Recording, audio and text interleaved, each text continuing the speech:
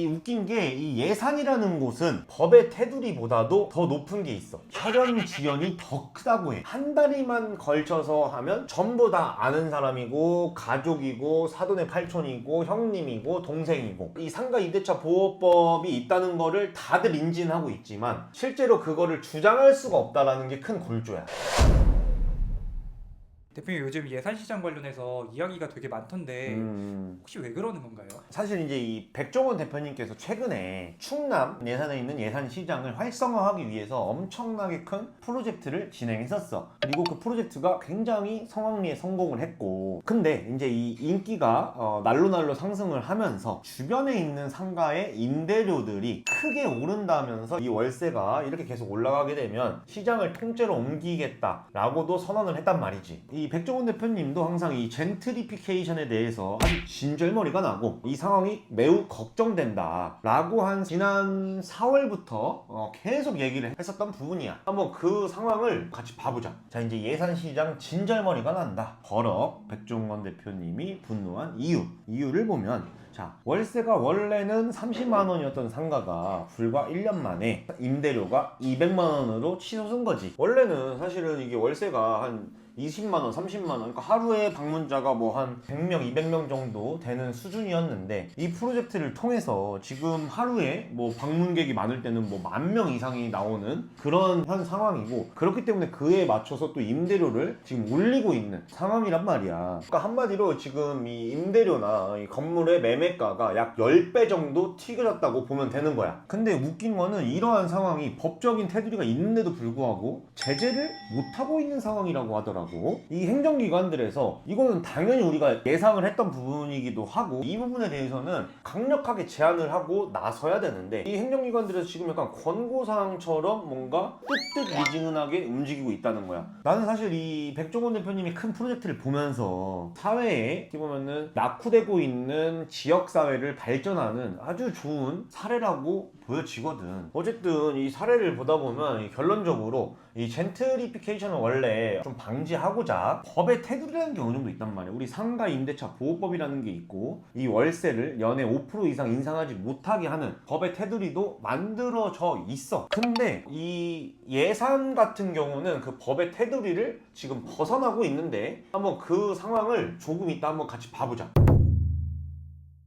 자, 그러면 우리나라 일명 이제 이 젠트리피케이션 문제를 한번 거시적으로 한번 봐보자. 우리나라는 유난히 이 서울의 모든 것들이 집중이 돼 있어. 우리나라 전체 인구의 50% 정도가 서울 중위권에 다 몰려 있단 말이야. 이 전 세계적으로도 사실 거의 뭐 이례적인 수치이기도 하고, 그리고 뭐 집값 이런 것도 뭐 말할 것도 없지. 우리 지방만 가도 뭐 3억, 4억, 5억이면 충분히 집을 살 수가 있는데, 우리 서울의 핵심지들 집값을 봐봐. 부평 기준으로 30억은 그냥 우습게 거래가 되고 있기도 해. 근데 어떻게 보면 이게 또 당연한 거야. 뭐 문화, 일자리, 뭐 교육, 편의 시설 전부 이 한 곳에 몰려있기 때문에 어떻게 보면 또 당연한 결과이기도 해. 왜냐면 땅은 정해져 있고, 한마디로 공급은 정해져 있는데 수요는 계속 몰리고 있으니까 그거에 맞춰서 시장 가격이 형성이 되는 거니까. 자, 그러면 좀 좁게 우리가 또 봐서 최근에 우리가 영상에서 다뤘던 성수동의 연무장길을 한번 봐보자. 최근 전국적으로 임대료 1위를 찍었단 말이야. 이곳은 과연 젠트리피케이션에서 안전할까? 우선은 우리 성수동이 왜 이렇게 사랑을 받는지를 한번 보면, 아기자기한 소품샵, 그리고 이제 뭐 개성 있는 업장들, 그리고 각종 볼거리, 뭐 각종 팝업, 뭐 이런 것들, 성수동이 뭔가 특색을 갖추고 있어. 그래서 지금은 아주 독보적인 핫플레이스로 자리를 잡았고, 근데 과연 이 전국적으로 임대료 상승폭이 가장 큰 이 상황이 만약에 지속된다면 이 성수동만의 특색이 과연 유지될 수가 있을까? 절대 유지를 할 수 없어. 그 사례로는 우리가 신사동의 가로수길의 사례를 보면 알 수 있지. 그게 이제 끊임없이 올라가는 임대료로 인해서 그 거리가 아예 휑해진 사례를 우리가 봤었잖아. 뭐 이뿐만이 아니야. 이태원도 마찬가지였고. 어쨌든 이 기준 임차인들이 임대료를 감당을 하지 못하고 대기업들이 들어오면서부터는 특색들을 전부 잃어버리고 더 이상 소비자들이 갈 이유가 없어지는 그 길로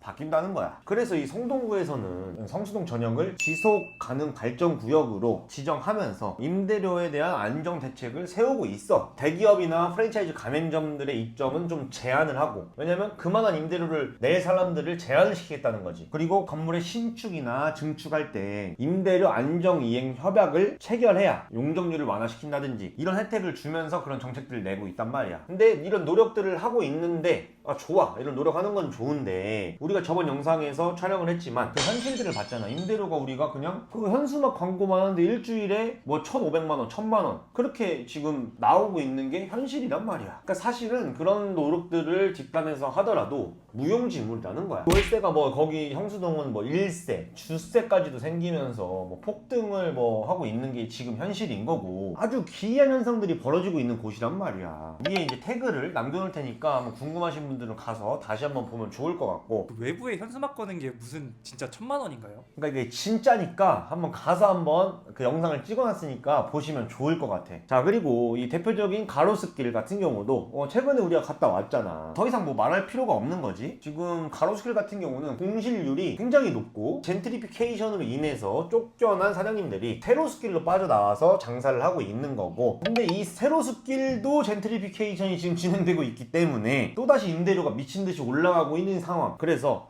이 현실적으로 이 상생이라는 거에 대한 명목하에 우리 백종원 대표님께서 예산시장에서만큼은 한번 이 젠트리피케이션을 방지한 선례를 한번 남겨주셨으면 참 좋겠다라는 생각을 해.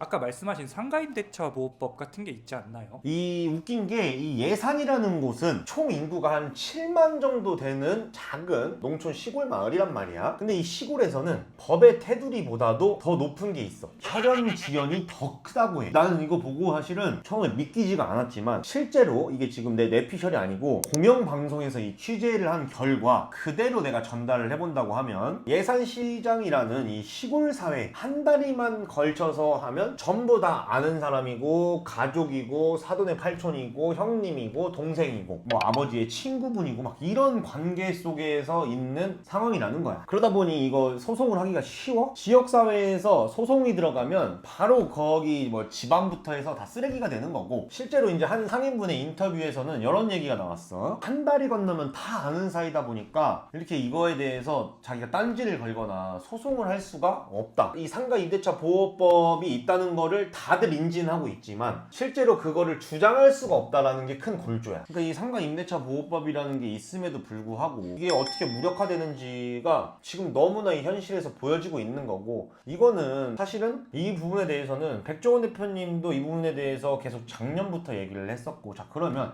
이거는 국가가 나서서 반드시 이번 기회에 모든 사람들이 보는 그런 상황인 거잖아. 이 상황에는 반드시 국가가 칼을 뽑아서 이 부분에 대해서는 아주 강력한 제재를 하는 것들을 반드시 난 보여줘야 이런 거를 앞으로도 막을 수 있는 선례로 남길 수 있다 라고 나는 보여지거든. 군청? 거기서 뭐 나서서 제재하면 되지 않나요? 그러니까 이제 나서서 제재를 당연히 해야 되는데, 거기서는 이제 약간 쉬쉬하면서 약간 권고를 하고 있다고 해. 매우 좀 소극적인 태도로 지금 임하고 있는 거지. 내가 보니까 군청에 있는 관계자분들도 결국은 이 가족사회라는 테두리 안에서 서로 그냥 유야무야 하면서 봐주고 있는 것 같은데, 이 부분은 반드시 국가적인 차원에서 나서서 아주 강력하게 제재를 해야만이 그나마라도 조금 잡을 수 있지 않을까 라는 생각을 해. 참 어떻게 보면 한편으로 씁쓸한 거야. 어쨌든 이 백종원 대표님이라는 아주 이 영향력 있는 사람이 그 지역 사회의 시장을 살리고자 해서 매우 큰 프로젝트를 진행을 했는데, 국가에서 나서서 이런 것들을 응원을 해주고 그 주변에 있는 상가들이 그렇게 하지 못하도록 그 법의 테두리를 지킬 수 있게끔 해주지는 못할 망정, 이런 것들을 어떻게 보면 내 입장에서 보면 방치를 하고 있구나 라고 밖에 안 보여져. 그래서 이 부분에 대해서는 반드시 우리 국가가 나서서 이 젠트리피케이션을 방지한 아주 좋은 선례로 남겼으면 좋겠어.